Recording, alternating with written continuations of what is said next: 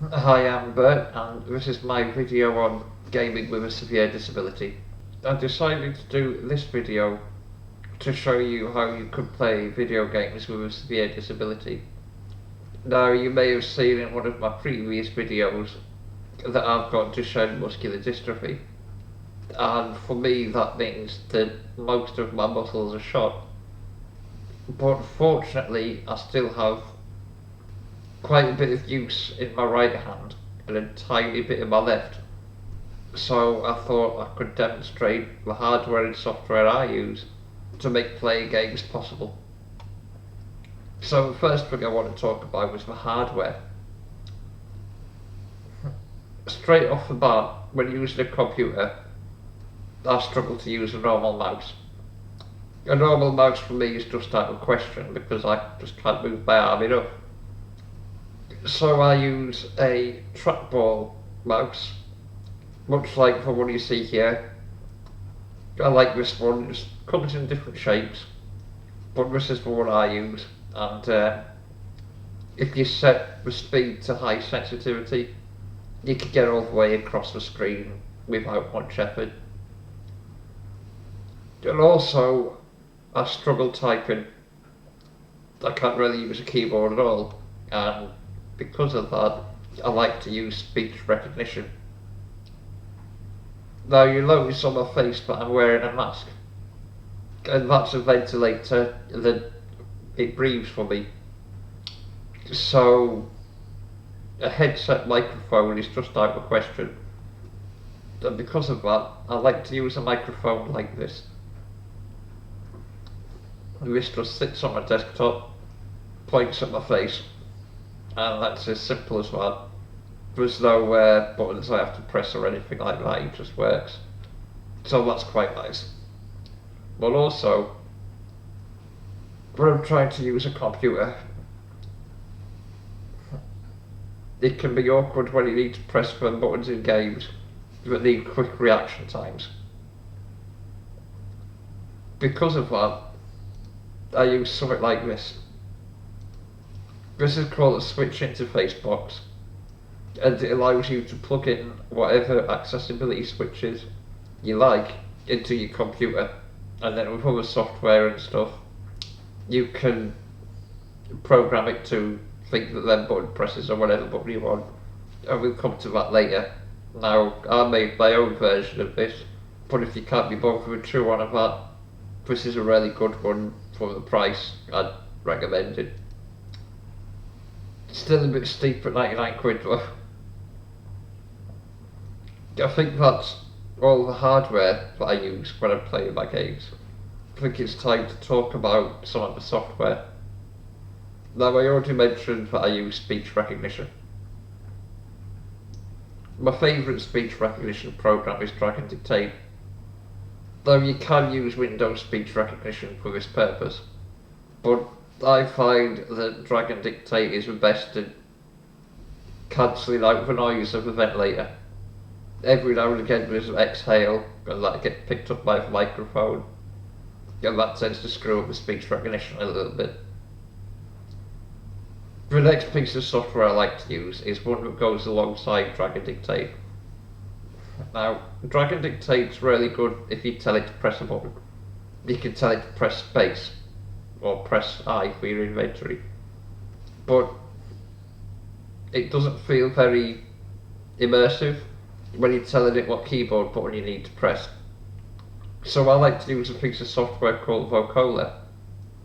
And I've mentioned this in my previous videos, but you can use this piece of software to make your own speech recognition script. So now, instead of saying press I can say open inventory, close inventory, hold run, hold jump, and that gives you a more immersive gaming experience, so it's much more fun. I mentioned the switch interface as well. I use a piece of software with that called Joy2Key. Now, the purpose of this software is to add gamepad support to games that don't natively have it. But when you've got a switch interface plugged in, you can set them switch interface buttons to be whatever you like. So here you can see I've got button 1 is W. So every time I press the button I've got in my hand, I can walk forward. Now at the moment I haven't got left, right, up and down or anything like that programmed in. But I will be doing that in the future hopefully. So that sort of a way, I think that's all the hardware and software I actually use. So I think it's time for a demonstration. First of all, I want to show you this. This is my speech recognition script for Minecraft. As you can see, I've only got hold and release shift, which is sneak, so I don't walk off cliffs. I've got hold and release jump, which is space. And I've got an open and close inventory. Now this one is for a single jump, and I had to edit this a bit because the program was sending the key press to the game too quickly. So I set it to hold space, wait 250 milliseconds, and then release space. So they're all the buttons I've got on Minecraft at the moment. Another thing I like to do before I start playing is to go into mode and make sure I'm on command mode. So if I'm on dictation and commands, sometimes what I say it tries to type, which isn't useful when you lose your temper with the computer and start swearing at it. But command's a lot better, it stops that happening a little bit. Just maximise this. I'll give you a quick demonstration in my Access demo world. I'll just turn the microphone on. Wake up.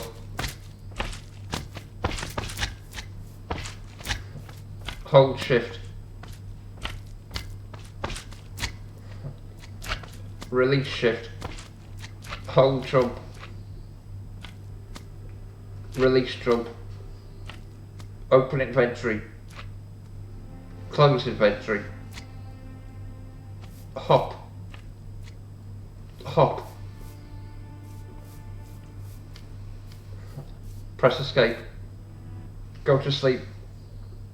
So as you can see there, that's the speech recognition script in action.